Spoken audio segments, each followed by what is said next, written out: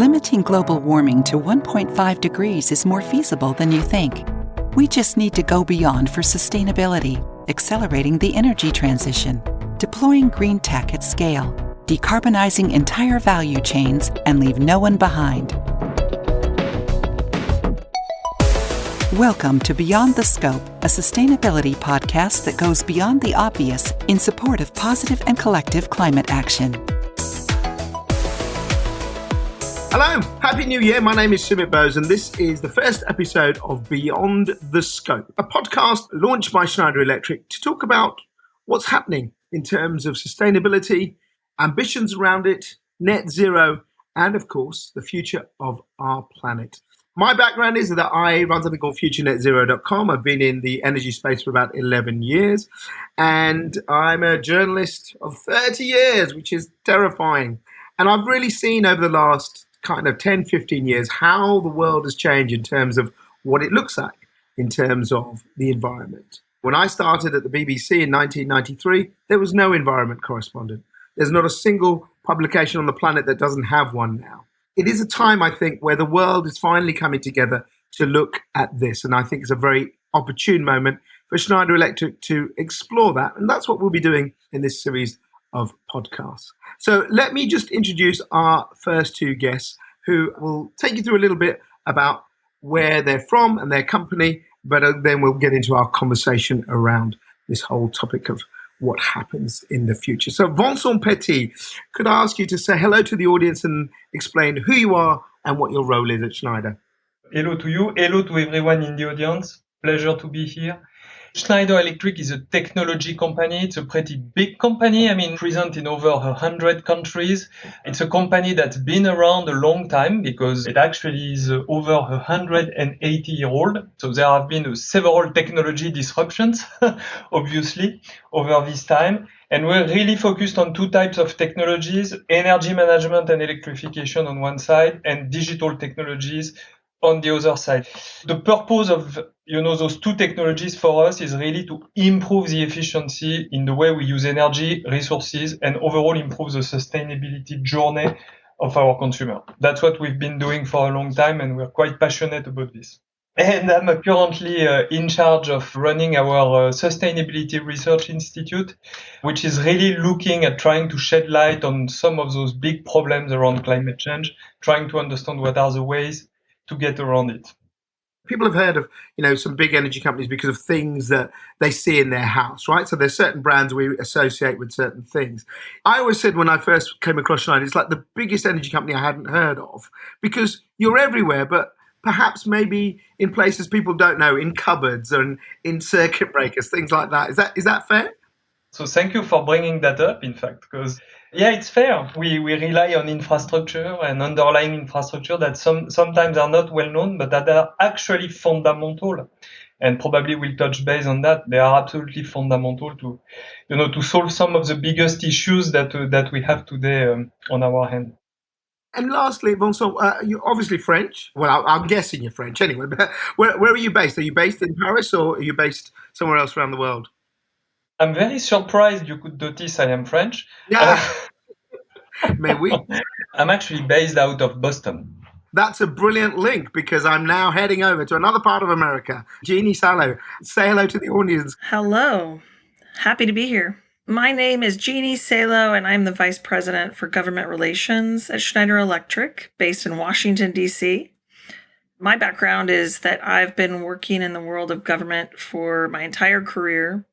I started in the federal government. I worked for the State Department, actually, and I worked for two different senators working on foreign relations issues, including the climate agenda. And then I moved to the private sector, and I've been having a lot of fun ever since. I joined Schneider Electric 3 years ago. I'm here in Washington trying to build our brand recognition with key policymakers. Yeah, I think the thing that I've always found is fascinating about energy is it's one of those things that it affects our lives fundamentally, right? No energy, there's no hospitals, there's no banking, there's nothing, right? But it's also got a societal edge to it, fairness, allowing people to access things like this. We're here talking because of the power of energy to get us on the internet. But it also has that big driver, which you talk about, which is policy, because governments around the world, we're looking at all the stuff around climate change. they're making the decision. So, Jeannie, you say you've done many years in government.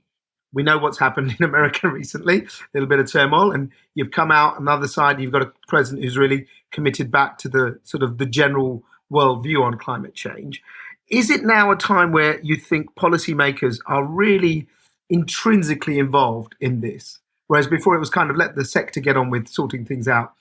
I think we're all aligned that it's time to really focus on this. I mean, I really have sensed a significant shift in the United States on this issue. And it's not solely about, coming to terms with the impact on the environment and what it's doing. We can see the impacts in our ports with storms, the disruptions. The politics sometimes get in the way of progress here. But one thing is for sure, Americans want to be competitive in the world. And so when you talk about greener technologies and transforming the energy landscape, Americans on both sides of the aisle and policymakers on both sides of the aisle don't want the United States to be left behind on that massive shift.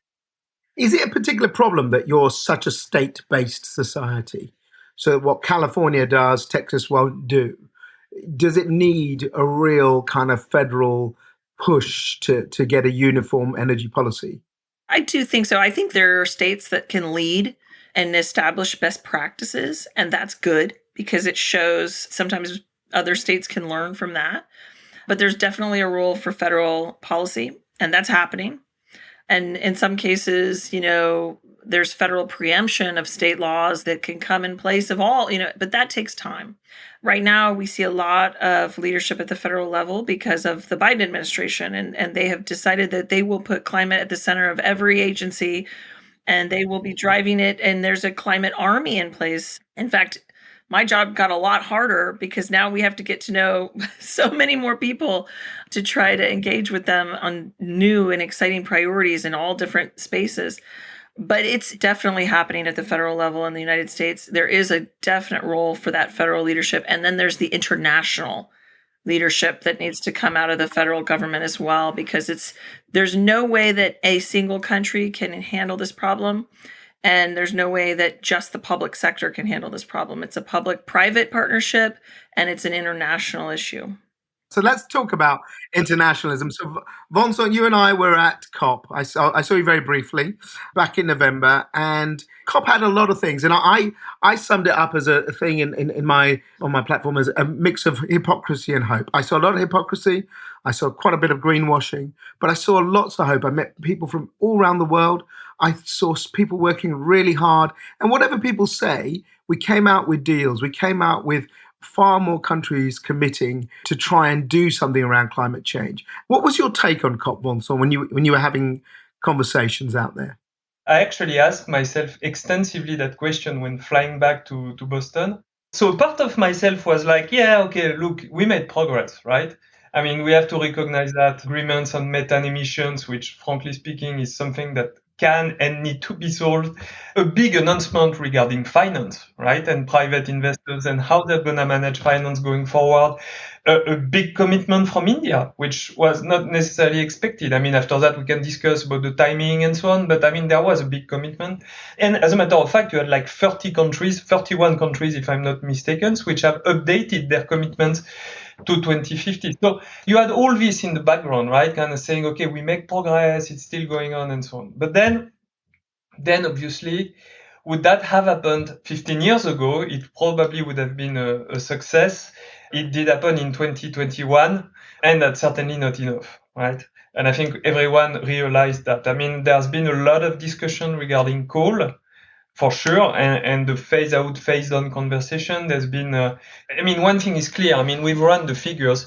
By 2030, we want to be consistent with 1.5 degree pathway. We need to drop emissions from coal by 40%. By the way, that means zero emissions in OECD economies, just to be clear. So it's not really where we're going.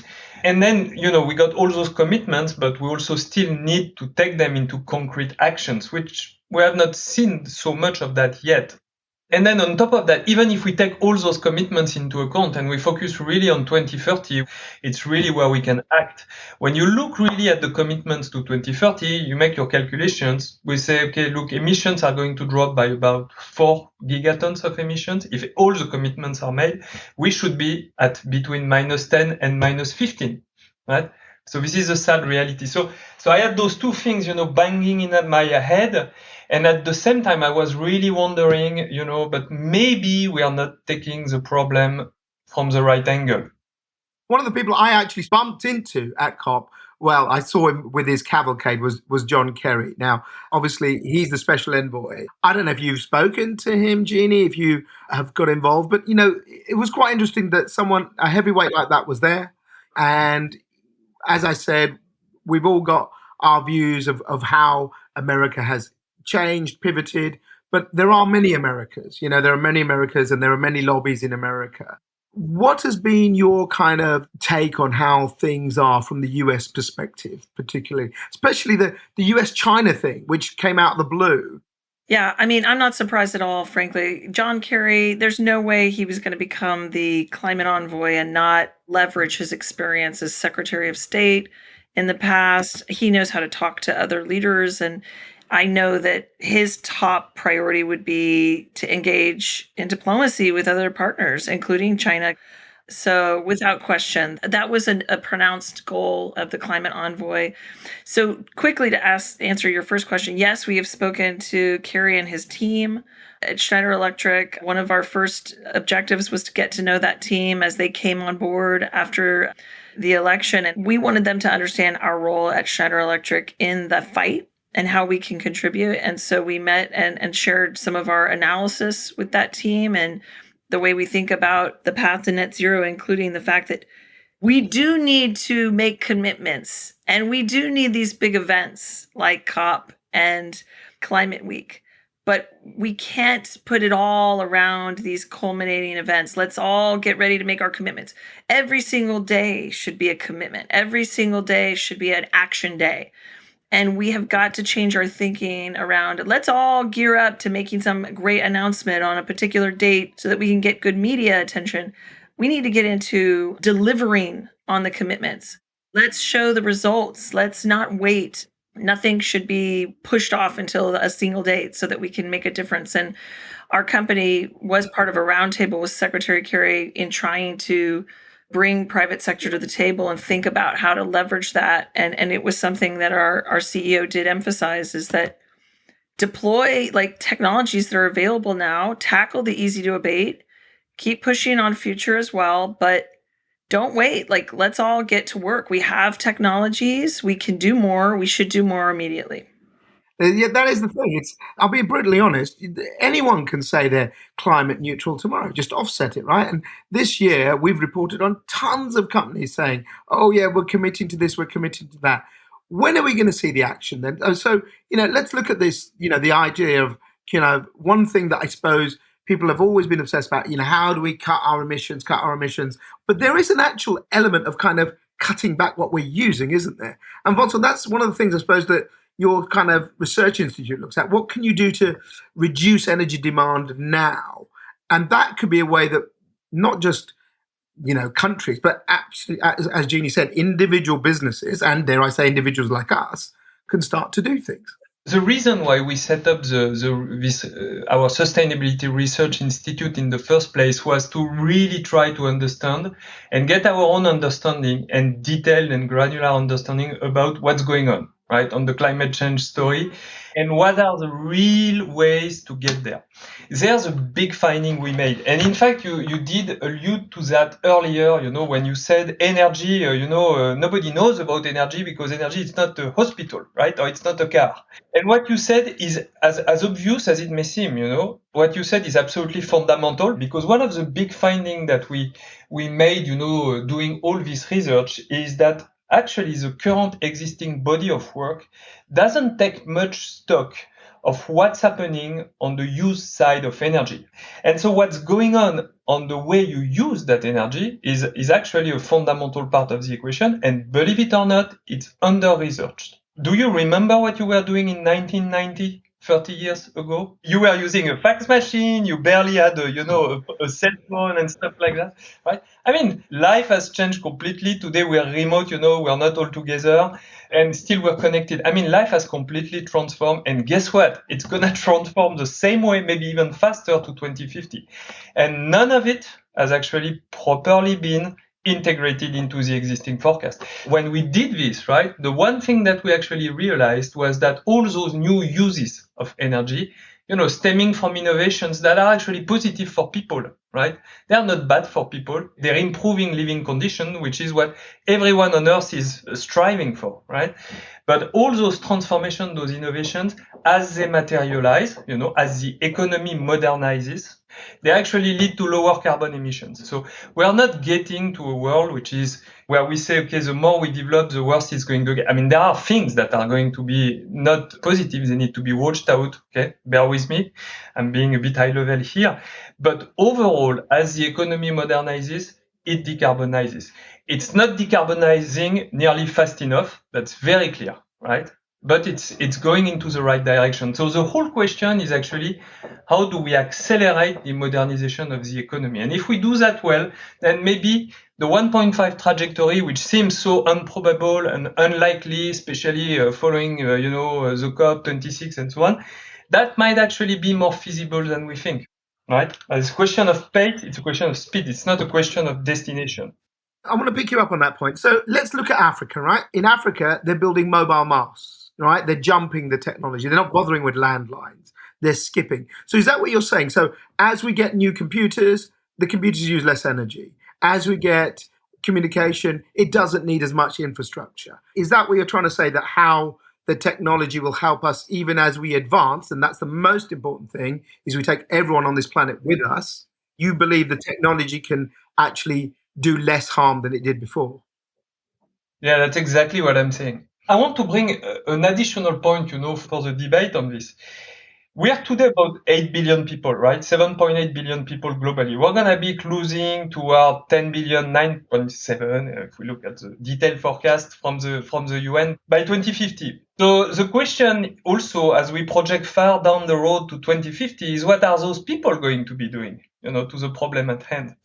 And that's, again, something that we tend to overlook when we make such kind of long-term projections. We need to stop with the pessimism, right? We need to understand that a lot's going on, a lot of innovations are happening. They are actually not bad for the planet, right? We need to scale them up more rapidly. That's probably our task as a generation, right now, to do that.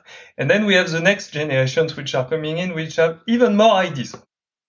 And I suppose that's the thing, Jeannie, you look at what's happening, right? Old Sleepy Joe, poor Sleepy Joe, but he's got a lot of younger people there, right? He's putting some things. I saw his story about the government fleet is going to decarbonize, right? But it's not just about the governments taking action, is it?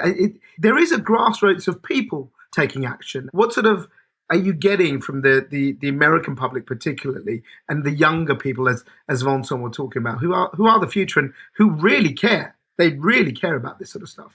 Well, it is absolutely true that there are people that really care. It's even changing in the Republican Party, and because the younger demographics are different and they care about climate and they're pivoting on this issue. There is a conservative climate caucus now. We are right now embarking on a generational, unprecedented investment in U.S. infrastructure to modernize, digitize, make that infrastructure more resilient to climate impacts, and to make it more sustainable. This is an incredible investment, and it's supposed to be generational. And so when we're talking about this government, it's not just, we're going to electrify some buses. In theory, each state, each city is supposed to have their own climate strategy, resiliency strategy, and should be investing these funds as they flow down in ways that are generational. So we're talking to people, and there are groups, lots of groups, citizens groups, environmentalist groups, all kinds of groups that are talking to these policymakers about how they invest the funds so that it's not the same old infrastructure, that it is something that will have a more positive impact on climate and that will pave the way for the next investment. And it may come from the private sector or it may come from future funding. But I give you an example. If you're going to electrify the bus fleet in a municipality, build a microgrid to power it. ensure that that community has resilient power in the face of the next storm. And it's cleaner. And it means that you have cleaner air for that community, which is usually an underserved, lower income population around a port. Everyone is trying to think of different ways of doing things as they invest these dollars. And I guarantee you the groups that care about climate are more active than ever before in the United States right now. Can I ask a very simple question? Is it as simple as this? Where policy goes, money follows. Sometimes, but listen, I mean, there are a lot of projects in the pipeline right now. And there are a lot of people who just want to do things the same old way because they've been waiting for a long time to get the money. So some things are just going to happen in the same old way, right? And what we need to do is encourage them to think differently. And we had a presentation to the governors at an infrastructure summit this past year. And the reality is, we said, you can't just move from shovel ready to shovel worthy. You have to move from shovel ready to CAD worthy. You need to think digitally about what you want to do. And if it's going to meet the needs of the future, the electrical demands of the future, the power needs of the future in a world where we have scaled up EVs and where we have a different, more digitized supply chain, and things are completely different, a different world. Because in 5-10 years, as we undergo this revolution, it is going to be a very different world that requires different infrastructure. And so we have to think out ahead and plan those projects in a different way. Yeah. Well, look, we're getting towards the end, and there's a couple of topics I want to cover before we go. And one of them is new technology. And you looked at some of this stuff. I mean, people have been talking about fusion since I was a child. That's a long time ago. But we've heard of things like nanotechnologies. So do you see that there are going to be a whole plethora of new technologies that accelerate over the next 10 to 20 years? I'm very passionate about energy history. I've been reading probably everything that's been written on the topic.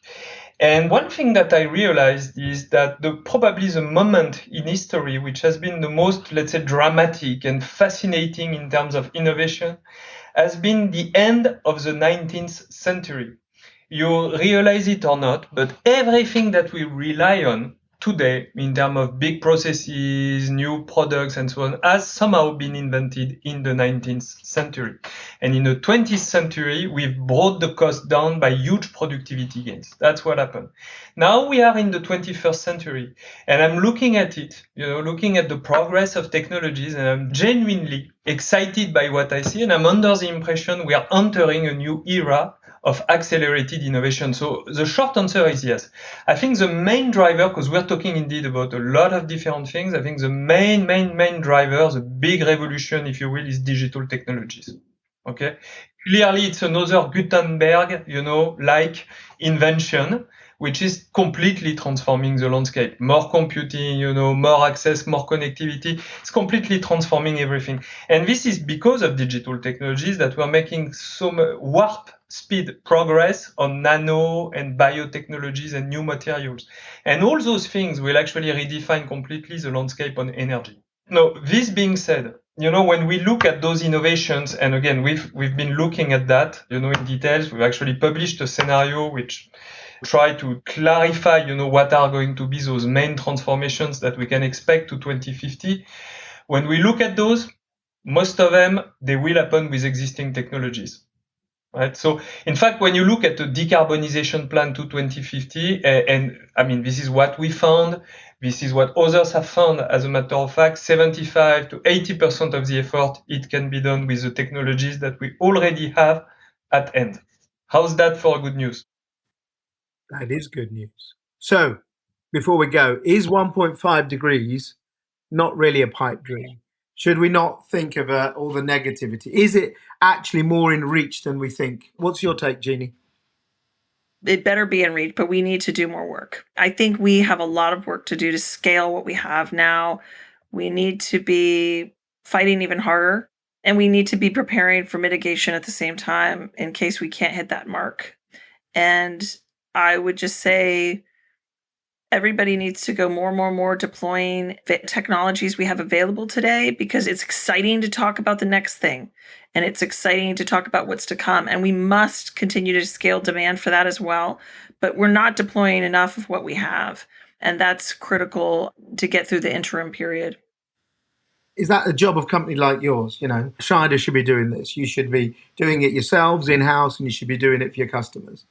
Absolutely. We need to do it ourselves. Our customers are doing it with us. We need more happening everywhere. We need our public policy officials to look at their plans all over the world and think about what they can do differently and to encourage, incentivize more rapid adoption, create the incentives that make it more exciting to the private sector to scale and rapidly. And then it will just be about demand because people will want it. It will be convenient. It will be what they want. It will be their technology of their preferences. And the young people will have gotten older and they will not accept anything else. We just got to get the older populations adjusted to the new technology, and we can do that. That's great. Vincent, what about you? Can we hit 1.5? It's more feasible than we think. Okay, that's my message. What we need to do, and I fully line with behind what Jeannie has just said. I mean, what we need to do is to modernize faster, right? That's the key. And the reality is we got the technology for that. We got already 75% or 80%. We can discuss the figures, but we got the technology for that already. Obviously, more will come, but we already can do that. And the question, the matter actually is the pace at which we modernize. Okay, if we do that business as usual, we're not going to be where we need to be in 30 years and even more so in 10 years.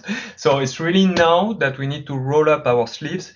And frankly, for that, we need to disrupt the inertia in the system, right? I mean, is it normal that we continue to build things that we know are actually the old generation of stuff, right?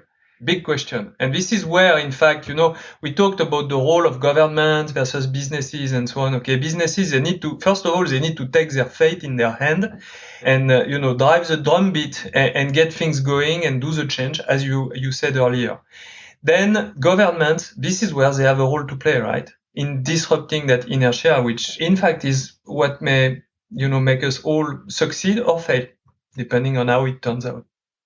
And building up the backbone, right, the infrastructure, is a fundamental way of accelerating adoption of innovation, which is why all the investment, the generational investment that Jeannie described, which is happening in the US right now, is so important and in fact so promising and so long overdue, should I say. In reality, if we have the will, we can do it. This is really the time to make it happen. No time to shy, if I may say so. Vincent, Jeannie, thank you so much. I think, it's been a great conversation. I think, there's plenty of other things we can explore, but I hope you've enjoyed listening to Beyond the Scope. It's been a great step into where we can go. And I suppose the takeaway is that, let's get on with it, which I think is a message that we can all do. Thanks very much for listening.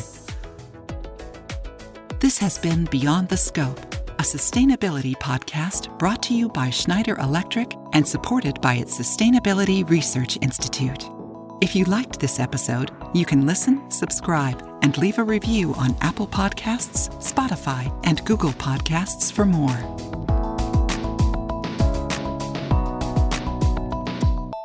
The content of this podcast is for information purposes only and should not be undertaken as financial, economic, legal, business, tax, or investment advice. The information, statements, views, and opinions should not be construed as the provision of advice by Schneider Electric or as an offer to buy or sell any products or services or to make or consider any investment or course of action.